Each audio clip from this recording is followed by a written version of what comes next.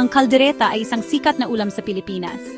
Ito ay madalas na inihahanda tuwing may mga espesyal na okasyon. Pwede itong ihain sa mga pista, kaarawan o Pasko. Ang pangalan nito ay galing sa salitang Espanyol na caldera, na ang ibig sabihin ay kawa o malaking lutuan. Ito ay isang uri ng stew o nilaga na mayaman sa lasa. Karaniwan itong gawa sa baka, kambing o manok. Ang sarsa nito ay malapot at may kulay pula dahil sa tomato sauce. Talaga namang mapaparami ka ng kain kapag kaldereta ang ulam. Ang ulam na ito ay kilala sa pagiging malinamnam at medyo maanghang. Ang karne ay pinalambot ng husto hanggang sa halos matunaw na sa bibig. Sinasamahan din ito ng iba't ibang gulay. Ang mga gulay tulad ng patatas, carrots at bell peppers ay nagbibigay ng dagdag na lasa at kulay sa ulam. Maraming bersyon ang kaldereta sa iba't ibang rehiyon ng bansa. Mayroong naglalagay ng gata ng niyog para maging mas creamy. Ang iba naman ay nagdaragdag ng keso o liver spread para gawing mas malapot at masarap ang sarsa. Ang pagluluto ng kaldereta ay parang isang paglalakbay. Kailangan nito ng pasensya at pagmamahal. Ang bawat hakbang ay mahalaga para makuha ang tamang lasa, mula sa paghahanda ng mga sangkap hanggang sa dahan-dahang pagpapalambot ng karne.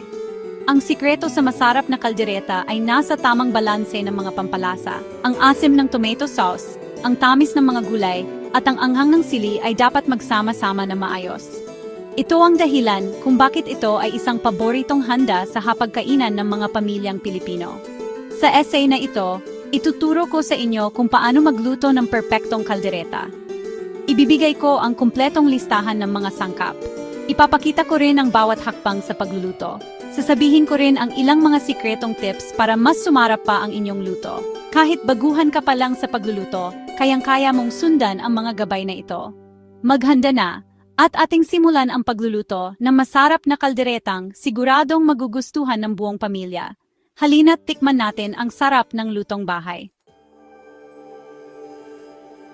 Para makapagluto ng masarap na kaldereta, kailangan nating ihanda ang mga tamang sangkap.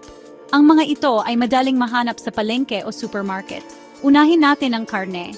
Kailangan natin ng 1 kilong baka. Piliin ang parte na may kaunting taba, tulad ng beef brisket o kalitiran. Hilingin sa magkakarne na hiwain ito sa mga sukat na 2 pulgada. Ang tamang hiwa ng karne ay mahalaga para ito ay lumambot ng pantay-pantay. Siguraduhing sariwa ang karne na inyong bibilhin para mas masarap ang kalalabasan ng inyong luto. Sunod naman ay ang mga sangkap para sa sarsa at pampalasa. Ihanda ang isang malaking lata ng tomato sauce, mga 250 gramo. Kailangan din natin ng isang maliit na lata ng liver spread. Ito ang magbibigay ng kakaibang linamnam at lapot sa ating sarsa. Maghanda rin ng 4 na butil ng bawang na pinitpit at tinattad, isang malaking sibuyas na hiniwa ng pino, 2 pirasong siling labuyo o ayon sa nais na anghang, 1 dahon ng laurel para sa mabangong amoy, at syempre asin at paminta para sa panimpla. Huwag nating kalimutan ang mga gulay. Ang mga ito ang magbibigay ng kulay at sustansya sa ating kaldereta. Maghanda ng 2 malalaking patatas.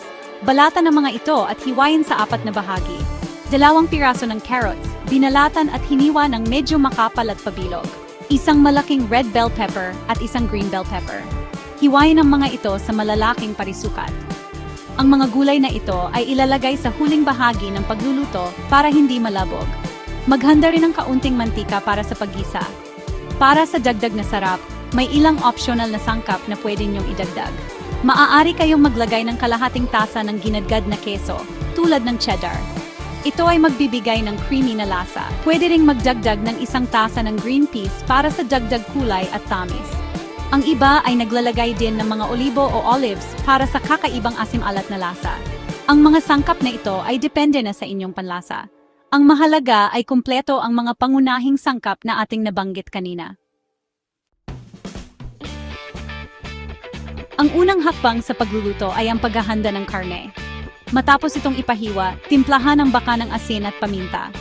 Hayaan itong nakababad ng mga 30 minuto. Ito ay para manuot ang lasa sa loob ng karne. Pagkatapos, magpainit ng mantika sa isang malaking kaserola o kaldero. Ilagay ang mga piraso ng baka at bahagyang iprito. Gawin ito hanggang sa maging kulay brown ang bawat gilid ng karne. Ang prosesong ito ay tinatawag na searing. Nakakatulong ito para manatili ang katas ng karne sa loob kapag ito ay pinalambot na. Pagkatapos, Hanguin ang karne at itabi muna. Sa parehong kaserola, maggisa tayo. Gamitin ang mantika na pinagprituhan ng baka dahil nandoon ang lasa nito. Igisa ang bawang hanggang sa maging golden brown at mabango. Isunod ang sibuyas at lutuin hanggang sa ito ay lumambot at maging translucent. Ang mabangong amoy ng ginigisang bawang at sibuyas ang simula na masarap nating ulam. Pagkatapos, ilagay na ang tomato sauce. Haluin ito ng mabuti kasama ng bawang at sibuyas. Hayaan itong kumulo ng mga 2 minuto. Ito ay para mawala ang sobrang asim ng tomato sauce. Ngayon, ibalik na natin ang karne sa kaldero. Haluin ito para mabalot ng tomato sauce ang bawat piraso. Idagdag ang liver spread at haluin muli hanggang sa matunaw ito at humalo sa sarsa. Magdagdag ng sapat na dami ng tubig o beef broth. Siguraduhing lubog ang karne sa likido. Ilagay na rin ang dahon ng laurel at ang siling labuyo. Takpan ang kaldero at hinaan ang apoy. Hayaan itong kumulo ng dahan-dahan. Ang sikreto dito ay ang mabagal na pagpapakulo para lumambot ng husto ang karne. Ang proseso ng pagpapalambot ng baka ay maaring tumagal. Aabutin ito ng 1.5 hanggang 2 oras. Kung mayroon kayong pressure cooker, mas mapapabilis ito. Pwede itong maluto sa loob ng 30 hanggang 45 minuto. Habang nagpapalambot ng karne, ihanda na ang mga gulay. Ang paghahanda ng lahat ng sangkap bago magsimula ay napakahalaga. Tiyaking malinis ang lahat ng gamit at sangkap. Ang maayos na paghahanda ay susi sa isang matagumpay at hindi nakaka-stress na pagluto sa kusina. Kapag malambot na ang karne, oras na para ilagay ang mga gulay. Unahing ilagay ang patatas at carrots. Ang mga ito ay mas matagal maluto kumpara sa ibang gulay. Hayaan itong maluto sa loob ng sarsa ng mga 10 hanggang 15 minuto o hanggang sa lumambot na ang patatas ngunit hindi pa durog. Ang tamis ng carrots at ang starch mula sa patatas ay makakatulong para lalong sumarap at lumapot ang sarsa ng kaldereta. Tiyaki na may sapat pang sarsa sa kaldero. Kung medyo natutuyo, magdagdag ng kaunting mainit na tubig. Pagkatapos ng ilang minuto, kapag malapit ng maluto ang patatas at carrots, isunod na ang bell peppers. Haluin ng dahan-dahan. Ang bell peppers ay mabilis lang maluto. Mga 5 minuto ay sapat na. Gusto natin na manatili ang pagiging malutong o crunchy nito. Ito rin ang nagbibigay ng magandang kulay at dagdag na aroma sa ating ulam. Kung gagamit kayo ng green peas o keso, ito na rin ang tamang oras para ilagay ang mga ito. Haluin lang saglit para kumalat ang keso at maluto ang green peas. Ang pinakamahalagang bahagi ay ang pagtitikim. Tikman ang sarsa at i-adjust ang lasa ayon sa inyong panlasa. Magdagdag ng asin kung kulang sa alat. Maglagay ng kaunting asukal kung masyadong maasim para sa inyo. Kung gusto ninyo ng mas maanghang, maaari kayong magdagdag pa ng sili. Ang pagtitimpla sa huling bahagi ay mahalaga para makuha ang perpektong balanse ng lasa. Huwag mag-atubiling mag-eksperimento. Ang bawat pamilya ay may kanya-kanyang gusto pagdating sa lasa ng kaldereta. Kapag kontento na kayo sa lasa, patayin na ang apoy. Hayaan munang magpahinga ang kaldereta ng ilang minuto bago ihain. Ito ay para mas lalong maghalo at manuot ang mga lasa. Ang kaldereta ay pinakamasarap ihain habang mainit pa. Samahan ito ng bagong saing na kanin. Siguradong gaganahan ng buong pamilya. Ang pagluluto ng kaldereta ay nangangailangan ng oras at pag-aalaga. Ngunit ang resulta ay sulit na sulit. Ito ay isang ulam na nagpapakita ng pagmamahal ng isang nagluto. Enjoy your meal!